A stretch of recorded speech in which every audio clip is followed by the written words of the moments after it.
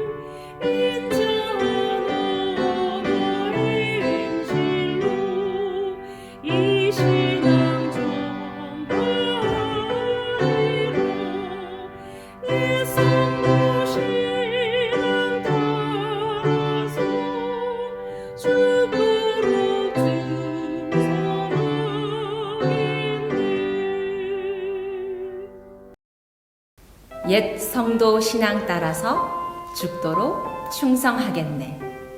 다음 찬미는 주 예수보다 더 귀한 것은 없네 입니다. 찬미하시겠습니다.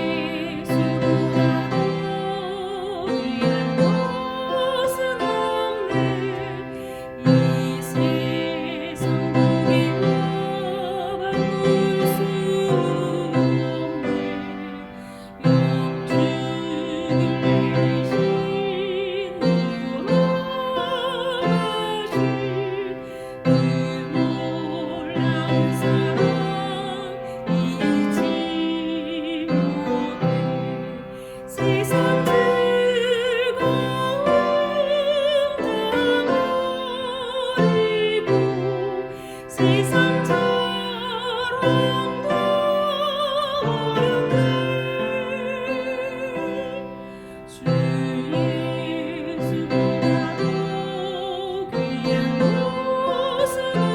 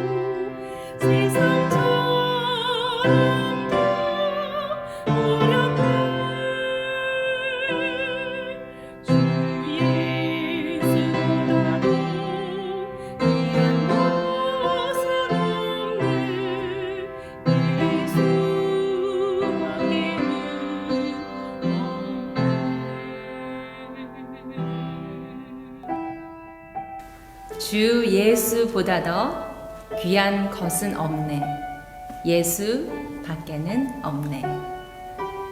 414장 예수가 내게 계시니 시험이 오나 겁없네. 함께 큰 소리로 찬미하시겠습니다.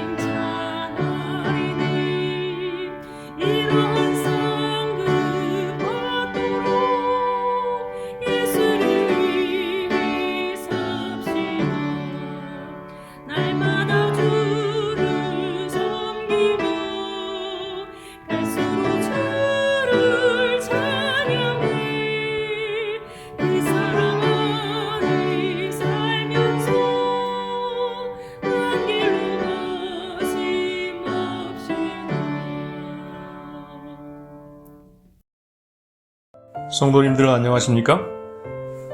오라 우리가 여호와께 노래하며 우리 구원의 반석을 향하여 즐거이 부르자.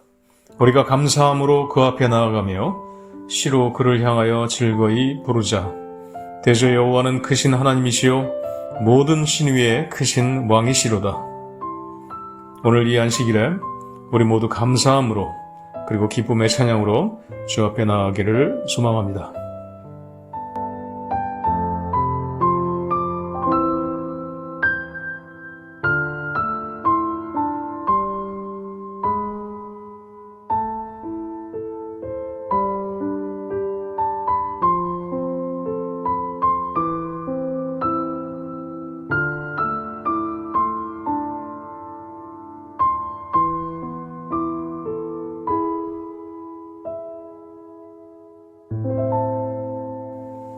첫 찬미는 421장 주의 음성을 내가 들으니 힘차게 부르시겠습니다.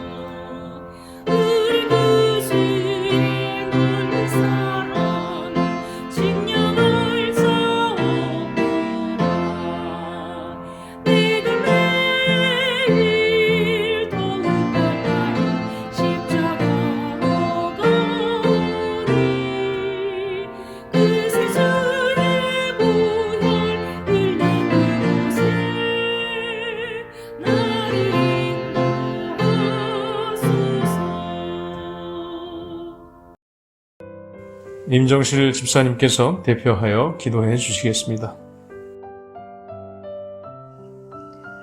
항상 은혜와 사랑이 충만하신 하나님 아버지, 저희들의 일주일의 삶 속에서 함께하여 주시고 보호하여 주신 은혜를 감사드립니다.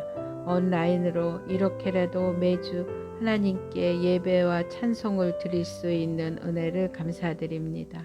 저희들의 마음을 온전히 바쳐 신령과 진정으로 드리는 예배가 되게 하여 주시옵고, 이 어지러운 세상, 전염병이 창궐하는 이 세상을 보고 잠에서 깨어나게 하여 주시옵고, 우리의 의지를 하나님의 뜻에 굴복하여 마음속에 있는 우상들을 제거하여 온전히 몸과 마음을 바치게 하옵시고, 성령님의 역사로 거듭남을 경험하는 준비된 백성으로 살아가게 하여 주시옵기를 사랑이 많으신 우리 주 예수 그리스도 이름으로 기도드렸습니다. 아멘.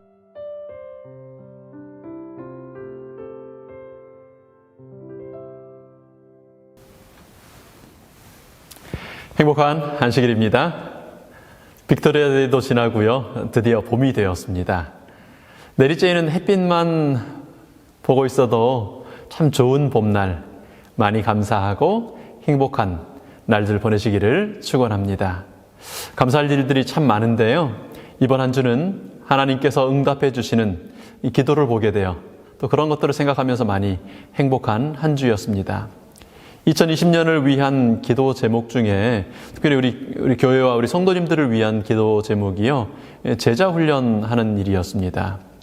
지난 연말에 여러 시간 동안 우리 함께 말씀을 묵상한 것처럼 제자 훈련이 어떤 성경 공부 코스만을 의미하는 게 아니지 않습니까? 그게 한 부분이 될 수 있지만 제자 훈련한다는 것은 성경 공부하는 것만을 의미하는 건 아니니까요. 우리의 삶이 예수님의 제자로 거듭나고 우리의 품성이 예수님처럼 변화되어 그리스도를 반사하게 될 때 예수님의 제자가 되었다고 할 수 있을 텐데요. 이제 작년 연말 2020년을 위한 계획을 세우면서 어떻게 해야 될까? 어떻게 할 수 있을까? 그렇게 고민하면서 하나님, 우리 교회에 정말 예수님께서 하셨던 것처럼 제자로 거듭나는 일이 있게 해달라고, 그렇게 할 수 있는 방법을 알려주시라고 기도했었습니다. 그런데 그 기도의 많은 부분이 생각지 않게 코로나로 이루어지고 있는 것 같습니다.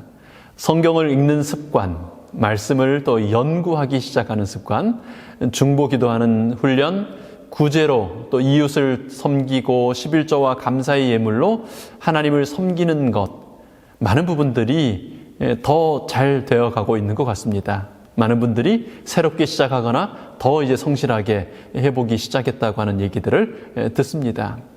특별히 아침마다 성도들 한 분 한 분 이름을 부르면서 또 그분이 위하여 기도하는 영혼들을 위하여 함께 기도하는 중보의 기도의 훈련은 참 귀하고 아름다운 것이라고 생각이 됩니다. 하나님께서 우리의 연약한 기도를 들어주시고 또 세워주시고 변화시켜 주시는 것을 느끼게 됩니다. 한 가지 더 욕심을 내자면, 우리 성도님들이 말씀을 듣는 사람에서 말씀을 나누는 사람으로 변화되기를 정말 간절히 기도하고 있습니다. 초대교회 집사님들은 구제와 또 섬기는 일들을 위해서, 성도들을 봉사하는 일을 위해서 선출되었지 않습니까? 그런데 사실 성경에 보면 이 7 집사님들이 말씀 전하고 말씀 전하다 순교하고 말씀을 나누는 일들에 대한 기록만 기록되어 있습니다. 아마도 우리 모든 사람들이 봉사하는 것보다 훨씬 어렵게 생각하는 것이 말씀 전하는 사역인 것을 하나님께서 아셨기 때문에 성경에 일부러 그것을 강조하여 기록해 놓으신 거 아닌가 하는 생각이 듭니다. 어떻게 하면 우리 모든 성도님들이 그러므로 너희는 모든 족속으로 제자를 삼으라고 하는, 내가 너희에게 분부한 모든 것을 가르치고 지키게 하는 사람이 되라고 하는 그런 사람이 될 수 있을까 하는 기도가 간절한 기도 제목인데요. 지난주에 한 가지 답을 좀 힌트를 얻게 되었습니다. 여러분, 저는 아시는 것처럼 지난주 금요일이 5월 15일이 한국에서는 스승의 날이지 않습니까? 그래서 모시던 목사님들, 저에게 가르침을 주셨던 목사님들, 또 연락이 닿는 중학교, 고등학교 또 은사님들 인사를 올리다가 한 글을 주고받다가 한 가지 생각을 하게 되었습니다. 지금 삼육학교들은요, 각 지역에서 명문이 돼가지고 아주 경쟁률이 치열합니다. 그러나 제가 학교 다닐 때는 그렇게 하지는 않았어요. 그냥 조금 잘하지 못하는 학교 중에 하나였지 않았나 싶습니다. 그런데 중학교 3학년 그 과학 선생님이 우리 친구들을 잘 훈련을 시키셔가지고 다른 과목들은 다 떨어지는데 과학만큼은 전국에서 최고 등급을 맞는 학교 랭킹에 늘 올라가 있었습니다. 그때 과학 선생님 그 카톡을 이렇게 주고받으면서 선생님 그때 저희들 이렇게 해주셨지요. 이런 거 참 기억에 남습니다. 하고 이렇게 그 인사를 주고받다가 생각을 하게 된 것입니다. 한국에서 이제 캐나다 들어오기 전 마지막 6년 동안 했던 일이 원장님들 또 전국에 있는 우리 선생님들을 연수하고 그러니까 가르치는 방법들을 훈련시키고 또 교육하고 하는 일들이 하는 일이었는데 아니 그걸 왜 이 교회에서는 적용할 생각을 안 했을까 하는 생각이 들게 되었습니다. 과학 선생님께서 사실 그 활용하셨던 방법이 최근에도 학원에서 교사들을 연수하고 또 훈련할 때 쓰는 방법이랑 유사한 점이 있었거든요. 이번 한 주 거기까지 생각이 미치고 나니까 얼마나 행복했는지 모릅니다.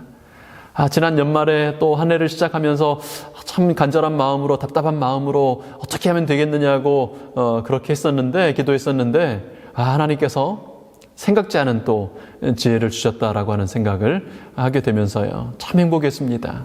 하나님은 지혜를 주시는 분이십니다. 우리 기도에 응답하는 그런 하나님이십니다. 여러분 기도하시기 바랍니다. 구체적으로 구하시기 바랍니다. 하나님은 만 가지 방법을 가지고 계시고요. 우리의 연약함이 감당할 수 있을 때만큼 그만큼씩 우리에게 주시는 하나님이십니다. 능력이 많은 하나님이시지요. 여러분이 바라는 것이 무엇이든 간에 하나님의 뜻 안에서 그것이 이루어지기를 구하시기 바랍니다. 그 기도를 문자 그대로 이루어 주시든 때로는 기도하는 나를 변화시키심으로 이루어 주시든 하나님은 반드시 어떤 모양으로든 우리에게 가장 좋은 길로 응답하시는 하나님이시지 않습니까? 여러분 확실히 응답하시는 하나님께 기도하시는 그래서 응답하시는 하나님을 보는 기쁨 가운데 사는 우리가 되면 참 좋겠습니다. 여기까지 말씀드리고 이제 들어가면 오늘 저녁에 잠이 안 오실 수 있을 것 같습니다. 또 뭘 하려고 저런 얘기를 하나 싶으셔서요. 오늘 사실 이제 우리가 몇 달 동안 살폈던 예수님의 비유를 통하여 주신 교훈들을 묵상하는 시간의 마지막 시간이거든요. 그래서 다음 주 금요일부터는 성경의 한 책을 선택해서 함께 말씀을 나누려고 준비하고 생각하고 있었는데요. 잠시 좀 미루도록 하겠습니다. 그리고 매 금요일 저녁마다 성경 가르치는 훈련을 좀 같이 하도록 하겠습니다. 오늘 비유의 말씀에 이에 관한 교훈들이 있어서 다음 주 금요일에는 이 비유의 두 번째 파트를 좀 같이 나누면서요. 또 성경 교수 훈련의 첫 시간을 좀 함께 열도록 하겠습니다. 여러분 초신자를 만나시건 그러니까 예수님을 믿지 않는 사람을 만나시건 혹은 이런저런 교회에 다니는 이미 예수님을 아는 성경을 아는 분을 만나시건 성경 얘기를 같이 나누려고 하면요. 더 정확히는 성경을 가르치려고 하면 가장 먼저 떠오르는 이 질문이 이런 것입니다. 뭐부터 가르치지? 무슨 말을 해야 하지? 아니 성경을 그렇게 많이 들었고 설교 들으면 나 저거 안다. 교과 공부하면 그거 알아. 성경 읽으면 이거 나 알아. 아는 게 많은데 막상 가르치라고 하면 뭘 해야 될지 모르겠는 겁니다. 제가 목회 시작하면서 가장 아주 고민했던 질문이고요. 제가 알기로는 대부분의 목사님들이 그리고 지금은 성경을 잘 가르치시는 우리 장로님들이나 또 여러분들이 집사님들이나 여러분들이 성경을 처음 가르치기 시작하시는 첫 스테이지에서 항상 하게 되는 고민입니다. 우리 성도님들도 다르지 않을 것이라고 생각이 됩니다. 그래서 초신자를 처음 만났다고 할 때, 혹은 다른 교단에 다니시는 우리 그리스도인 형제 자매를 만났다고 할 때 뭐부터 얘기를 꺼내서 어떤 말씀들을 나눠야 할까를 함께 말씀 그 나누는 연습을 해보자고 하는 것입니다. 이제 그런 것들을 한 주제씩 정리해서 이 금요일 저녁마다 안식일이 시작되는 이 시간마다 설교로 나누겠습니다. 그 다음에는 우리 자원하는 분들을 제가 좀 이제 자원을 받아서요, 설교문을 성경 공부 교재로 정리해가지고 드리도록 하겠습니다.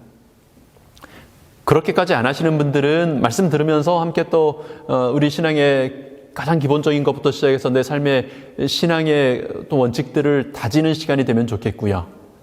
나는 말씀 나누는 사역에 좀 도전해 봐야 되겠다, 이렇게 생각하시는 분들은 함께 또 저와 나누는 훈련을 또 연습을 해보시면 좋겠습니다. 설교 영상 녹화가 되어 있으니까 필요하시면 2번이나 3번을 다시 들으시면서라도 내용을 완전히 숙지하시고요. 그리고 이제 나눠드린 프린트된 교재를 가지고 함께 읽는 연습을 하는 겁니다. 그렇게 좀 준비가 되면 우리들끼리 먼저 서로 이렇게 실습을 해보고요.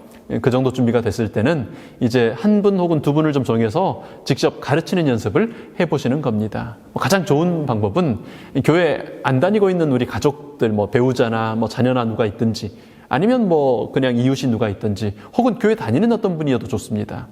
그렇게 좀 부탁하시는 겁니다. 교회에서 숙제를 내줘서 나 이거 꼭 실습해야 되는데 한 40분만 시간 내주세요. 제가 맛있는 차 살 테니까 같이 차 한잔하면서 시간 좀 내주세요.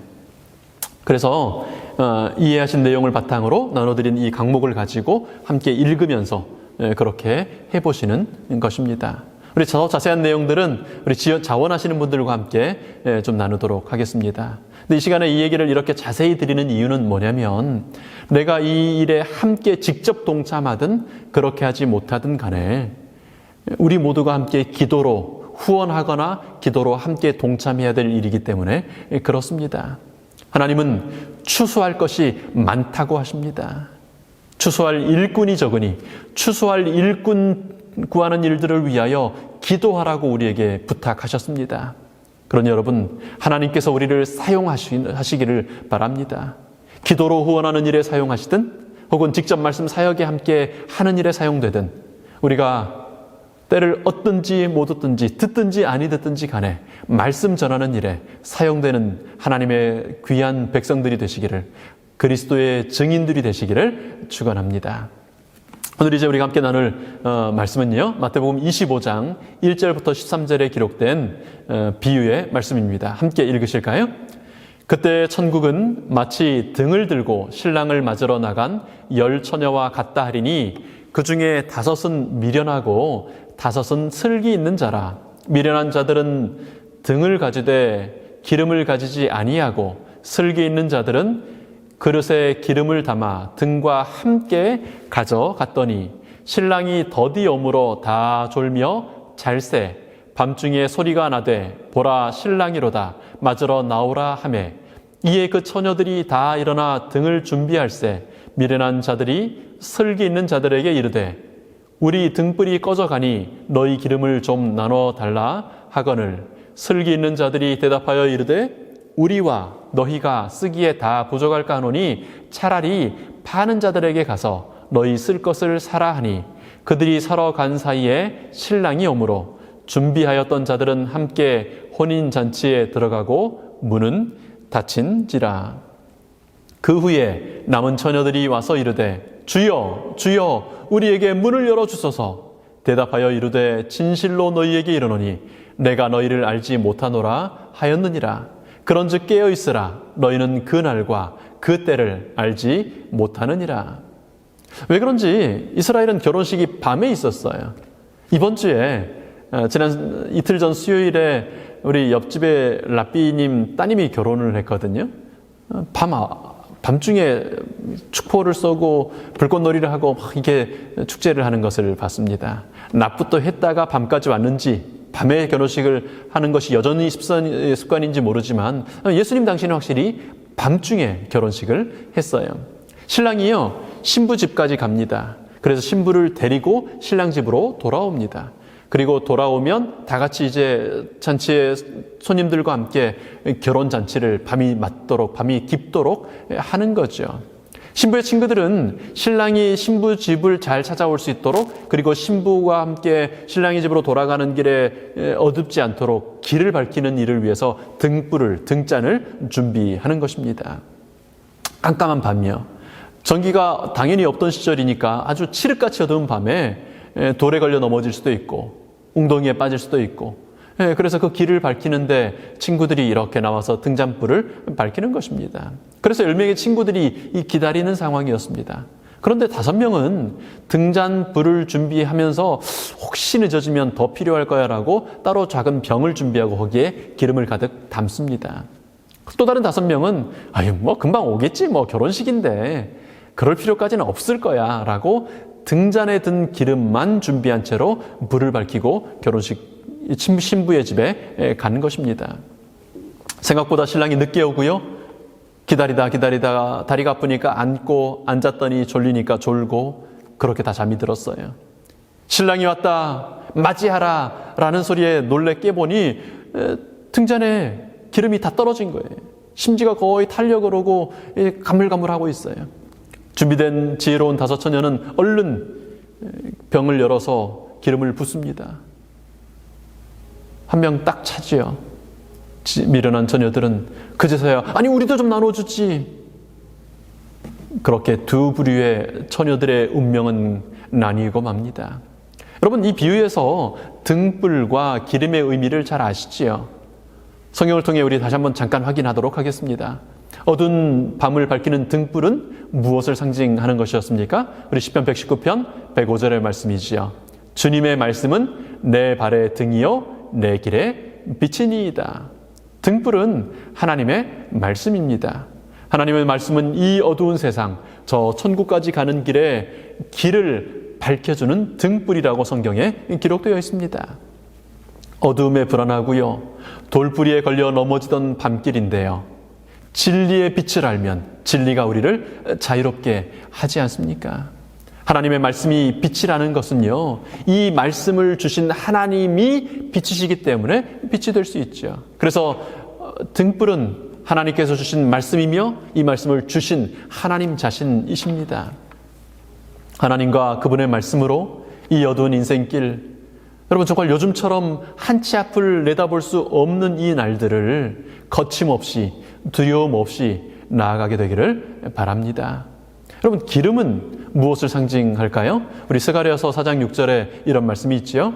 그가 내게 대답하여 이르되 여호와께서 스룹바벨에게 하신 말씀이 이러하니라. 만군의 여호와께서 말씀하시되 이는 힘으로 되지 아니하며 능력으로 되지 아니하고 오직 나의 신으로 영으로 되느니라. 하나님께서는 스가랴 선지자에게요, 하늘 성전에 큰 두 감람나무, 기름이 나는 감람나무가 있는 것을 보여주십니다. 그래서 그 두 감람나무에서 흘러나오는 기름이요, 성전의 그 등잔, 큰 등잔에 연결이 되고 이게 올라가가지고 불이 붙게 되는 것입니다. 성전을 환히 밝히고 있었어요. 이 감람나무와 그 기름이 뭘까 하고 있을 때 하나님께서 주셨던 말씀이 방금 읽었던 이 말씀입니다. 어떤 사람의 힘으로도 되지 않습니다. 어떤 국가나 세력의 능력으로도 되지 않아요. 오직 하나님의 영, 하나님의 신께서, 성령께서만 그렇게 하실 수 있습니다. 사람으로 오신 하나님께서는요, 당신의 사역에 대해서 이렇게 소개하셨습니다. 누가복음 4장이에요. 주님의 성령이 내게 임하셨으니 이는 가난한 자들에게 복음을 전하게 하시려고 내게 기름을 부으시고. 사도행전에 다시 예수님의 사역을 이렇게 소개합니다. 10장 38절요. 하나님이 나사렛 예수님에게 성령과 능력을 기름 붓듯 하셨음에 그가 두루 다니시며 선한 일을 행하시고 마귀에게 눌린 모든 사람을 고치셨으니 이는 하나님이 함께 하셨습니다. 성령님께서요, 기름 붓듯 부어주셨습니다. 여러분, 제사장 임명식을 할 때요, 최초의 제사장 임명이 되었던 아론부터 시작해서요, 그 머리 위에 기름을 부어요. 그냥 조금 몇 방울 붓는 게 아니라 아주 충분히 붓습니다. 그럼 이 머리에서 이 수염을 타고 내려와서 옷을 적시고요, 그리고 땅에 떨어지는 그 흘러 넘치는 기름을 임명식에 부었어요. 시편에 노래한 것처럼 그것은 우리 모든 사람에게 충만히 임하셔서 흘러 넘치시기를 원하시는 성령 하나님을 가리키는 것이죠. 여러분, 마태복음 24장 재림의 징조들을 말씀하시고 이어서 주신 25장의 비유들 가운데 첫 번째 비유인 이 열처녀의 비유는요, 등불을 든 자들은 반드시 기름을 준비해야 한다는 것을 우리에게 말하는 것입니다. 여분의 기름, 긴 시간과 곤란을 넉넉히 견딜 기름을 준비한다는 것입니다. 그런데요, 1844년, 그러니까 성경의 시간에 대한 마지막 예언인 2300주야 예언이 이루어졌어요. 종말에 관한 마태복음 24장에 성경의 또 다른 많은 종말에 관한 예언들이 사실 문자적으로 거의 다 이루어졌습니다. 그런데 예수님은 지금도 오지 않고 계십니다. 왜 이렇게 지체되는 것일까요? 예수님의 다시 오심은 반드시 기다림의 시간, 생각보다 긴 기다림의 시간 후에 있을 것이라는 것이 이 비유의 또 다른 교훈입니다. 참 긴 기다림의 시간이 지나갔습니다. 2300주야 예언, 종말에 관한 예언의 마지막 해였던 1844년이 지나고요. 50년이 지나고 100년이 지나고 여전히 사람들은 예수님의 오심을 기다렸었습니다. 재림이 참 중요한 그리스도인들의, 성도들의 화두였죠. 한 150년 정도 지나니까요. 1990년이 지나니까 그때는 많이 교회에서 잊혀진 것 같아요. 그러다가 2000년, 새로운 밀레니엄, 사실 1000년에 한 번 오는 이 밀레니엄을 맞으면서 뭔가 좀 기대하는 마음이 있고 예수님의 재림을 다시 생각하는 일이 있었던 것 같습니다. 살짝 긴장했었는데요. 그게 마지막이 아니었나 하는 생각이 듭니다. 이제 사람들은 이 땅에서의 삶이 더 지속되리라는, 예수님이 오시긴 오시겠지만 아직은 아닐 거라는 암묵적인 합의 속에 이제 이 땅에서의 삶을 살아가고 있지 않나 하는 생각이 듭니다. 마라나타, 주님 다시 오십니다. 매 안식일마다 우리 성도님들의 인사였거든요. 늘 교회 가면 당연히 그 인사를 주고받았었는데 지금은 이제 요즘 교회 나오시는 분들은 그런 인사가 있다는 것도 잘 모르시지 않을까 싶습니다. 여러분, 왜 이런 기다림의 시간이 주어질까요?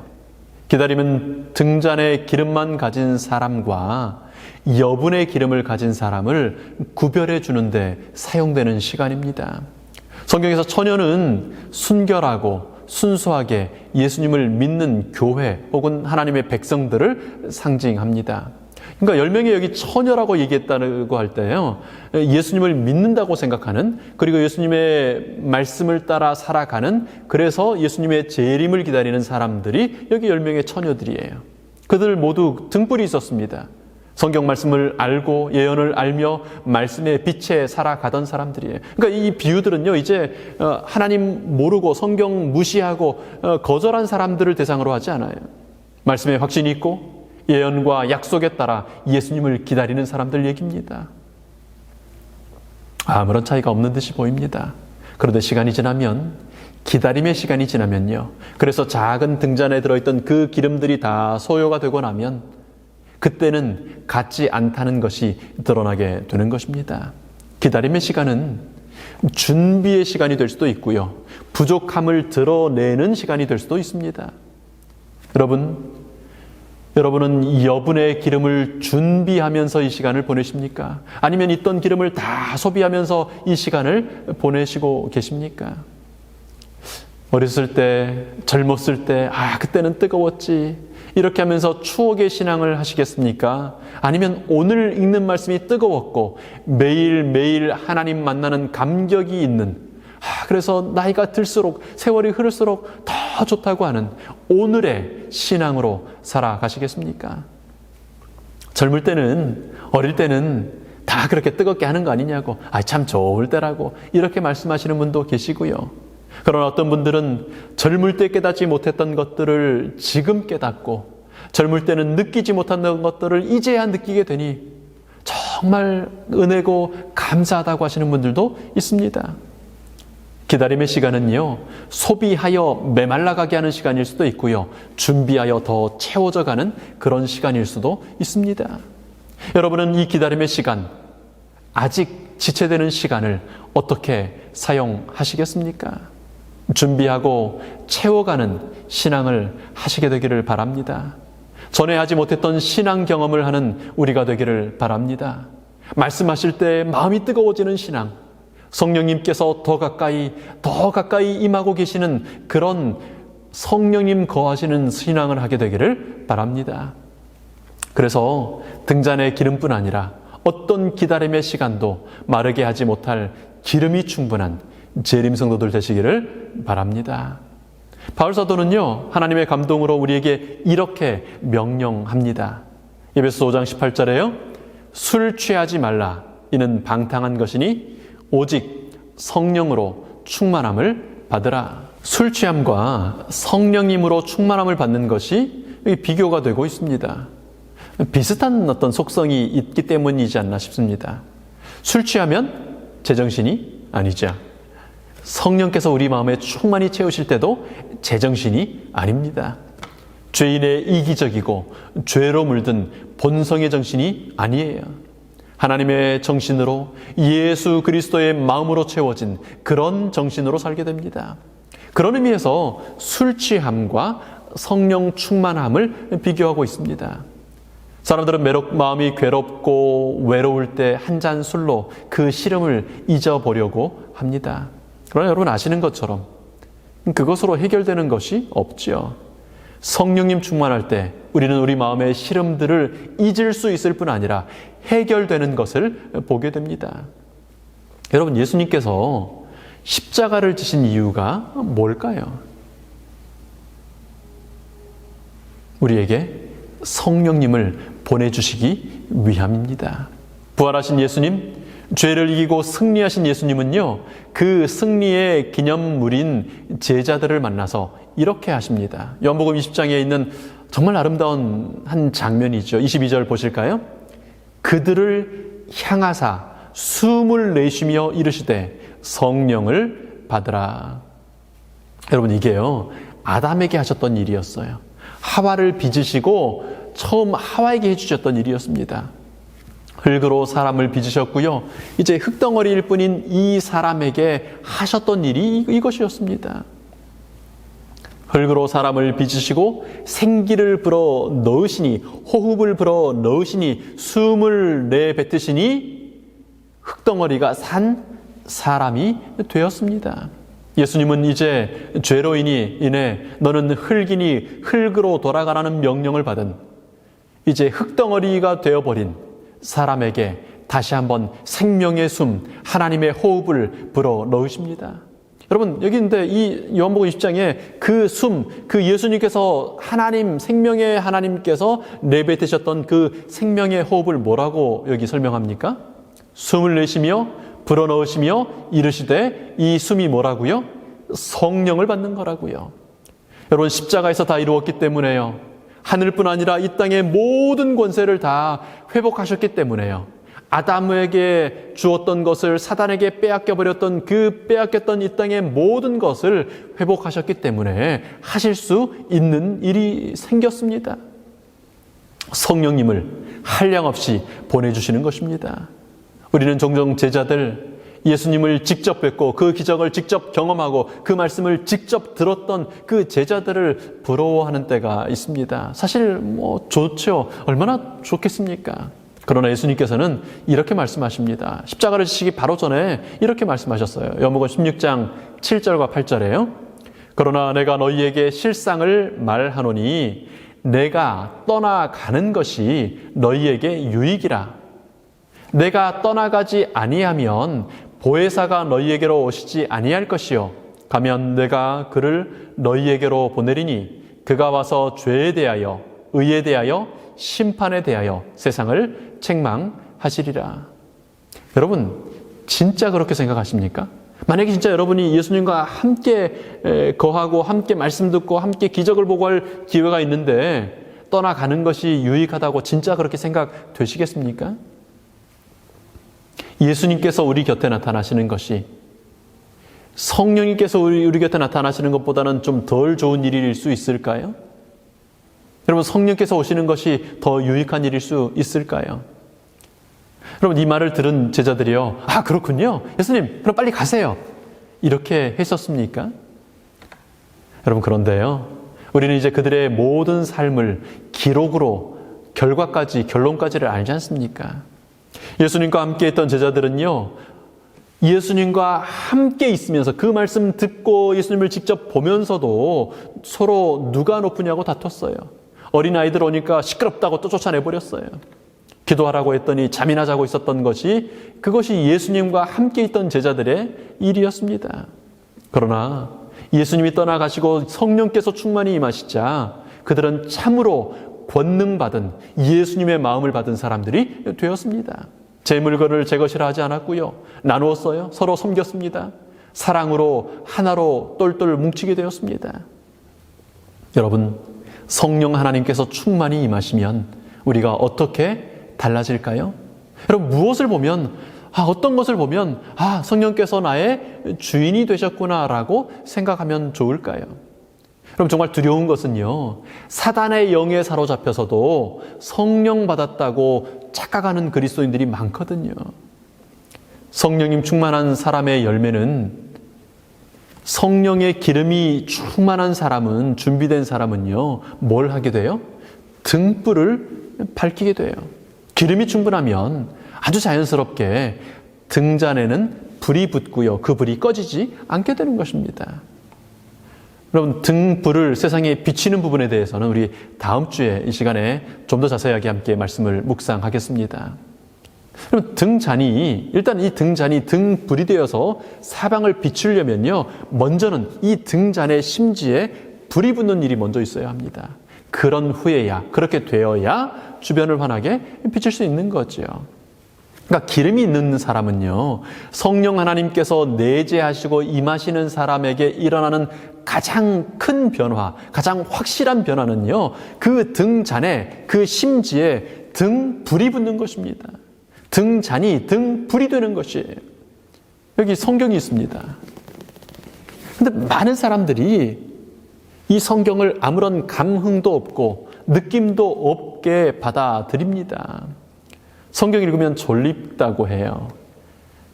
성경은 별로 재미없다고, 그래서 좀 빨리 끝내자고 합니다. 그런데 성령님께서 우리 마음의 주인이 되시면요, 이 등잔에 기름이 막 부어지면요, 거기에 불이 붙게 돼요. 불이 안 꺼져요. 불이 지속됩니다.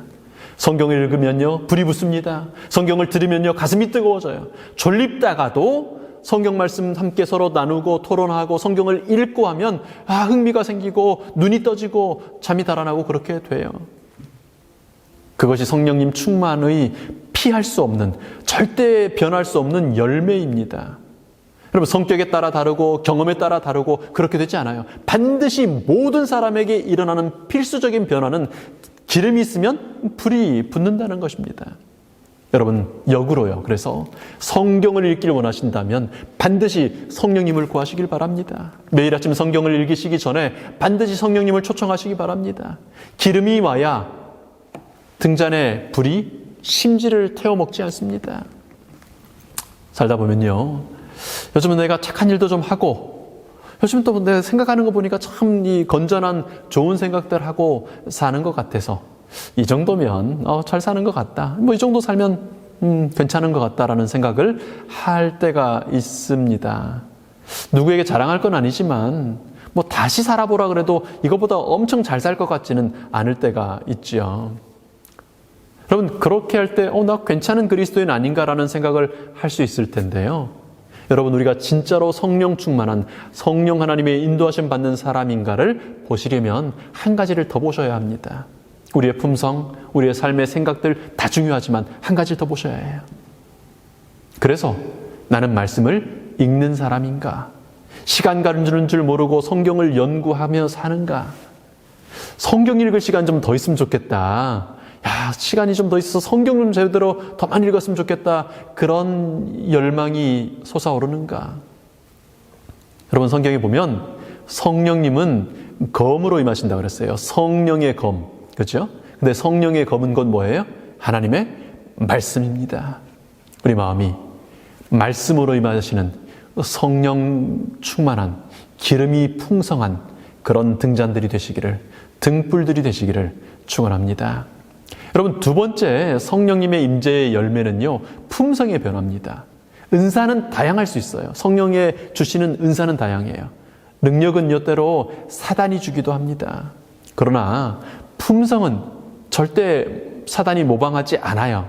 모방할 수 없습니다.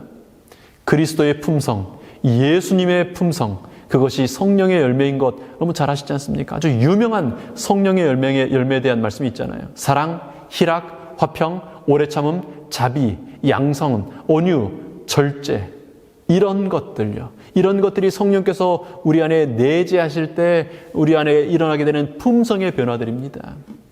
여러분, 어떤 사람이 방언할 수도 있어요. 어떤 분은 병을 고칠 수도 있습니다. 어떤 분은 또 다른 능력을 행할 수도 있어요. 어떤 분은 사단을 쫓아내는, 귀신을 쫓아내는 그런 일을 할 수도 있습니다. 그러나 그 모든 것들은요, 성령님께서 필요할 때 필요한 사람에게 필요한 장소에서 그때 주시는 겁니다. 때에 따라 다른 은사가 있는가 하면 항상 맺힐 수밖에 없는, 모든 사람에게 모든 장소에서 항상 맺히게 되는 그런 성령의 열매가 있는데, 그것이 하나님의 품성입니다. 여러분, 예수님 믿을수록 더 사랑하시게 되십니까? 성령 충만하신 것입니다. 한 사람 한 사람 생각할 때 무관심하지 않게 되십니까? 그게 성령 충만한 거예요. 이 시대의 가장 큰 병 중에 하나는요, 미움이 아니라 무관심이지 않나 싶습니다. 무관심은요, 세련된 미움이에요. 21세기형 살인입니다. 사랑하면 무관심할 수 없습니다. 여러분, 기뻐하십니까? 여러분, 오래 참게 되십니까? 여러분, 정말 하나님의 말씀에 대하여, 그리고 우리 주변에 있는 사람들에 대하여 충성하시게 되십니까? 여러분 삶 속에 절제하십니까? 이런 것들은, 하나님의 품성은요, 금할 법이 없어요. 이건 어떤 상황이 달라진다고 절대 금지되지 않아요. 멈춰주지 않습니다. 왜요? 이게 내재하시는 성령님의 열매이기 때문입니다. 여러분, 기름병에 기름이 준비되었다는 말은, 성령 충만하다는 말은 이런 것입니다.